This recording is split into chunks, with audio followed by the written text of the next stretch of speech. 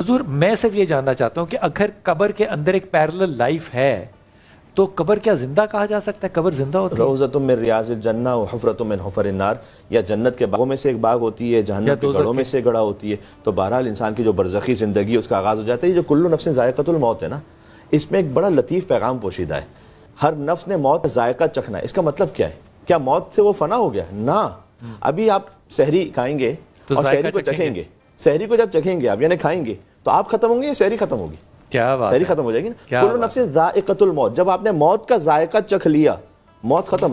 اب ہمیشہ کی حیات، اب ہمیشہ کی حیات، حیات جاویدانی. اور اس پر دلیل ہے اب بات سمجھے خالدین آپ فیہا نے ابدا. نہیں توجہ کی یار، بڑی مزیدار بات کی ہے. کیا بات ہے جی، تو خالدین فیہا ابدا. اور قرآن نے اس پہ آیت پیش کی، دلیل دی ہے کہ اب ہمیشہ کی اسے حیات ہے، اب اس پر عدم ہے ہی نہیں، اب کوئی موت نہیں ہے.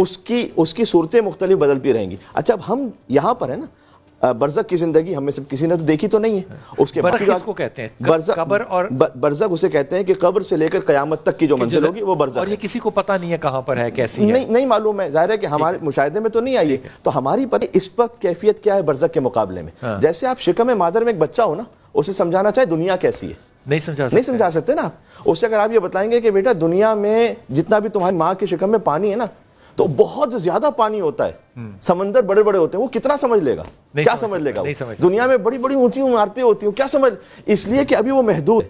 جو بچے کی کیفیت دنیا کے بارے میں ہوتی ہے، وہی ہماری کیفیت برزخ کے بارے میں ہم فقط ایک خاکہ تھوڑا سا سوچ سکتے ہیں. اس لیے جناب امیر نے فرمایا ہے کہ جنت کی جو نعمتیں نا، ہر نعمت کو دیکھنا، اس کا مشاہدہ اس کو سننے سے زیادہ عظیم ہوگا.